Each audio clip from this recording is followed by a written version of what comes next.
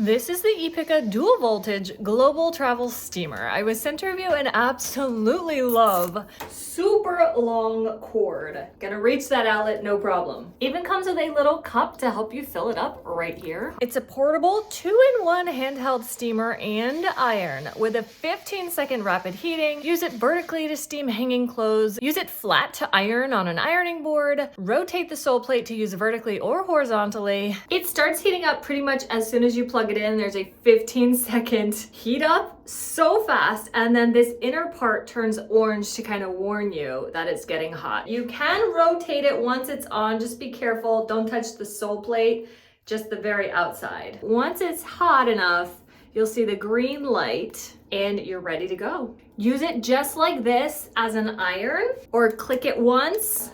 That is low steam.